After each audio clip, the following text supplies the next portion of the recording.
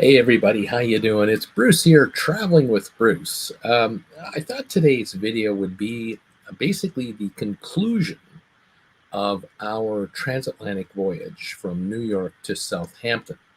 However, if most of you who follow me, you know that we're not getting off the ship in Southampton. We're going to continue on another trip, which videos will follow shortly. We're going to do a British Isles cruise for 12 additional days. Today's video, I thought I would wrap up the first video, the first trip, and talk to you about the logistics of what do you do in Southampton, England, when you want to stay on the ship. How do you do this? What the routine is? Can you get off the ship? What do you do? Get back on? All that sort of stuff. Because a whole bunch of folks are leaving the ship when you arrive in Southampton, and a whole bunch of people are getting on the ship, and you're just looking to a turnaround. So anyway, we've had a wonderful time here on this vessel, the Queen Mary 2. Fantastic ship. We've had such wonderful weather.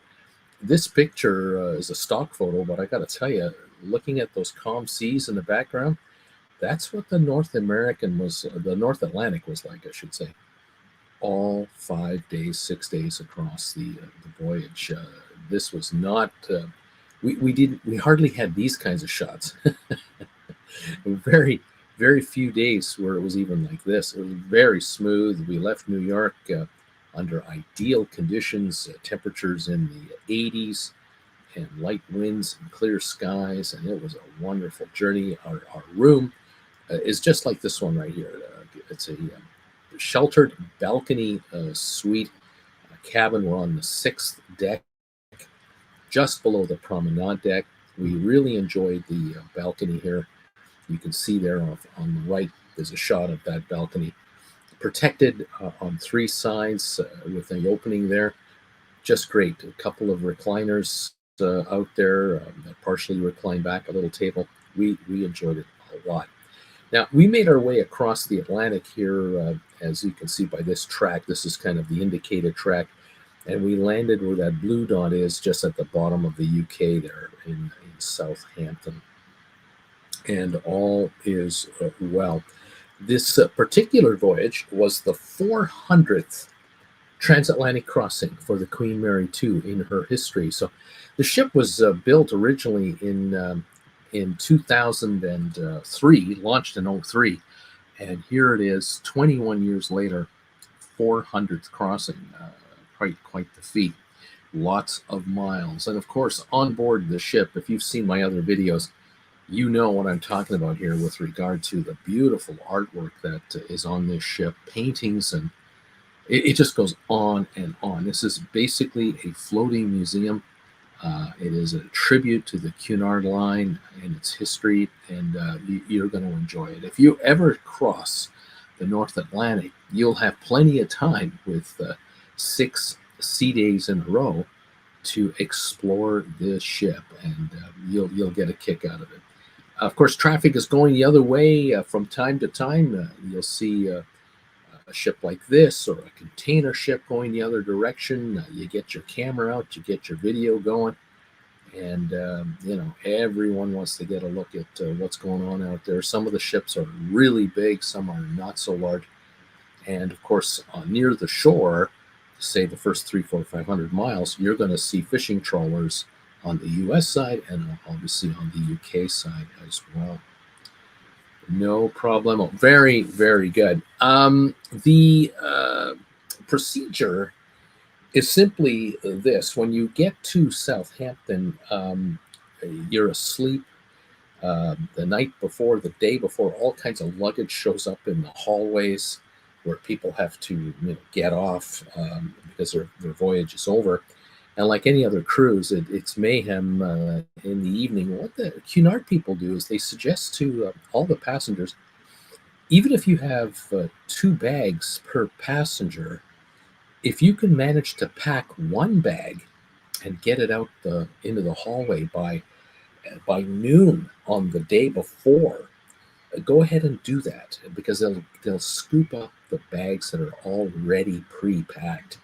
The last suitcase you have, you might put out the night before your departure, and they'll scoop those up in the middle of the night as well. But they actually appreciate if you can put out into the hallway as many bags as you can that have to get off the ship, giving the crew a chance during the day of the last cruise to pick up as many bags as possible, get them below deck, and get them off the ship right away. Quite a good logistic they put together. You don't have to close that drink for me, hun. No, it's okay. I'm on the air. The key here is when you get to Southampton, if you're leaving the ship, you're going to have to, after breakfast, you're going to have to go to a departure point. It'll be pre-designated for you. You'll get a letter in your door. You'll set up your onboard account, all that stuff, like any other cruise, and off you go. But if you're like Jennifer and myself, we're not getting off the ship. We're staying on the ship for another cruise. The key, though, is we did have to settle up our account. We did have to close out our spending for the first 6 days, and they gave us a statement in our slot showing us what that was. If we did nothing, it would just be charged to our credit card. We didn't have to do a thing about it. If we had an issue with the billing, we could just go to the purser's office. What they did ask us to do was to go down to the purser's office and make sure our key cards, were properly enacted, because the first journey from New York to Southampton, we had keys to our room, and then they gave us 2 new keys for the Southampton to Southampton journey, the 12-day British Isle journey. So we had to turn in our old cards. So we had to get the new cards activated. The way it worked was we went to the purser's office. We chatted with them. We double-checked with them about what could we bring on board now that we were going to get off for the day in Southampton. And we were told that we were allowed to bring 2 bottles of wine, one for each of us, on board when we came back. And I asked about, can I bring my caffeine-free Diet Coke with me? And they said, yes, you can. You can buy caffeine-free Diet Coke. Enjoy. If you buy a Coca-Cola on board the ship, you get a glass bottle like this, but only Diet Coke or regular Coke. And this is a 330 milliliter bottle. And this thing runs about $5.10 US. Whereas one of these, which is 500 milliliters at the Boots store, in Canada, we call them Shoppers Drug Marts. In the US, you call them CVS's. This came in at $1.80 or $1.80 in pounds, which US probably about $2.50. So you get more for half the price. And I know for a fact that I'm still paying too much at $2.50 a bottle. But we weren't going to go to the suburbs with a $20 cab ride to find 6 bottles of Diet Coke for half that price. We'd spend more in cab fare than it was worth. From the ship to downtown, we had a free shuttle service. Every 15 minutes was a double-decker bus that was designated just for passengers who are staying on the ship. And we found it really handy. This, by the way, is a scene here. Let's see if I can get this up for you. This is a scene of what it looked like when we got to Southampton. Complete mayhem. Cabs everywhere to grab folks who were headed to the airport or the train station or wherever they were going. Across the street from the ship was a Tesla dealership. I found that interesting, with a ton of Teslas. But this was complete mayhem. There were obviously a couple thousand passengers over the next few hours who were going to get off the ship and move on their way. And once these passengers were gone, here come 2,000 more new passengers to get on. And once we were off the ship, I took a peek at the ship behind us and took this video just to kind of take a peek at the Cunard. I can only see part of it there, but it's pretty cool to see the ship you were just on and get a look at it. And you can see here people milling about as we were waiting for the bus to take us to downtown. When we got to downtown Southampton, they took us right to a 4-level tall shopping mall. Very, very nice. Right in the heart of the downtown area. You go anywhere you want, but this is where they would drop you off. And if you felt like going to the food court for a coffee or picking some stuff up. This is what you did. So, of course, the American brands are all there. There's McDonald's there, the Pizza Hut, and a few others. But a lot of retail stores, of which many of us are familiar with in North America, and a delightful mall, beautiful, really clean, very safe, brightly lit and modern. And yeah, we didn't mind being here at all. And we took advantage of this break to get our land legs back, although not that we needed them. And we also took advantage of this this visit to pick up, like I said, some wine and some cola, and bought some socks. And Jen wanted a pair of new shoes, so we found a better pair of walking shoes for her. And as I say, there's a lot of those folks there are actually like us, cruise ship visitors, in for a little while. Either cruise ship visitors who are visiting like us, or folks who are going to the cruise ship later that day. There was another ship in town, the Britannia, and it was loading up 4,000 passengers. So it was a busy area down there. Once we were done shopping, we got back on the bus and started heading back to the port. And the first sighting you have of your ship, you can't help but get the camera out. So even though I've got all this stuff between me and the ship, I pulled out the camera anyway and shot this footage of the Queen Mary 2 waiting for us. And I'll tell you, it was mayhem when we got there too. It was absolutely jam-packed, full of people, luggage being offloaded, just as crazy it was as it was in Brooklyn when we were leaving for Southampton in the first place. However, we were informed, oh no, you don't have to wait in line with all the folks with the suitcases. Oh gosh, no, you've got room keys. We had a separate line that we walked along. We passed all of these people. We must have passed 1,000 passengers who were all patiently waiting for their chance to get in. And we walked past all of them right into the terminal and a special security line off to the side. Within 5-8 minutes, we were on the ship again without any issues whatsoever. And because we had pre-cleared customs and pre-cleared immigration on board the ship, on an earlier video I may have mentioned that we had already been pre-cleared for the UK. So this ship was only going to be in the UK, basically, with a stop in Ireland. Not a problem for us. We were set. So we were on board the ship very quickly with our bags. We went through security with them, but no one raised an eyebrow. And we were in our cabin in no time, and we're offloading our stuff and looking out the window, and all of a sudden we're noticing stuff like this. We've got a container ship going by us right by our cabin, and gorgeous sunny day.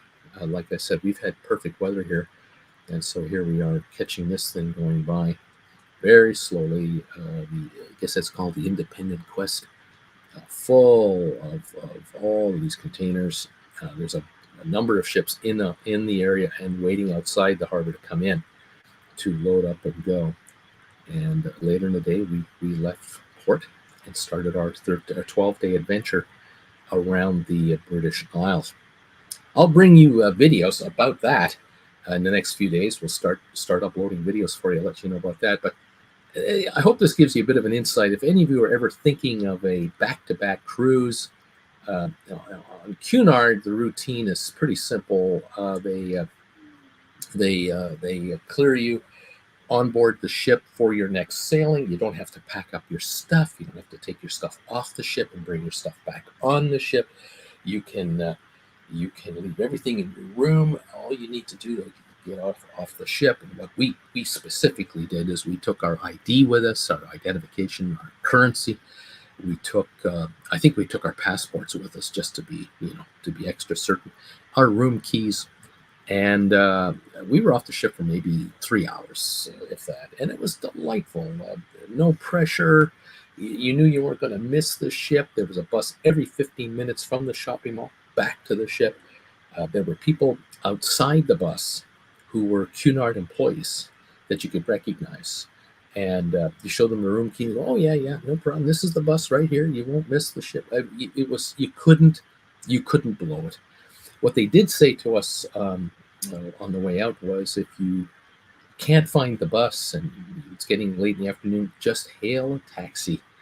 they know exactly where to take you. All the cab drivers are very familiar with the port of Southampton and all the cruise lines and all their terminals.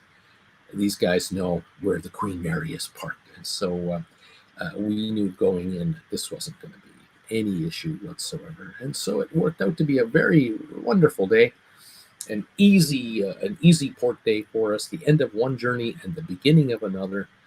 And you knew you were starting a new cruise when you looked around and you noticed when you came back on the ship, a lot of people going, "Oh, what do you think our room is? Where's deck 5? How do we get to our room now? What side of the ship are we on?" They're all trying to figure out where they're going. We're old pros now. This is day 7 for us, day 8. And so you kind of go, I remember that. I remember in Brooklyn, we're wondering where was our cabin. But it all works out, and it's a delightful cruise line. If you're over 50, over 60, oh, you're going to like Cunard. You're going to like it a lot. Trivia questions are held several times a day in the Corinthian Lounge. Tons of fun if you like doing that sort of stuff. They've got bingo. They've got presentations. Had a gentleman doing a presentation on the history of the Enigma machine, the Second World War code-breaking group that broke the Enigma machine.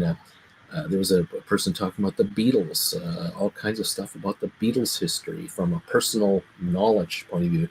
Had relatives that knew these guys, and just all kinds of neat stuff going on. It's never a dull moment. And of course, the passengers themselves are unique to bump into some of these folks. Once in a while, you get to chatting with someone because you're sitting near them in the lounge or something, and you find out their history and how they, how did you end up here? And they ask me, how did you end up here? And they find out, you're a YouTuber? Oh my God, that's amazing. And then they are dying to know all about it. So we're adding new viewers to the channel every day. Thank you for joining us on this video. Hope you didn't mind it. Stick around the next few days. Keep an eye on this channel. We'll keep coming with additional videos. We'll now start the British Isle cruise. 12 days around the British Isles. Should be fun. We'll see you next time, everybody. Bye for now.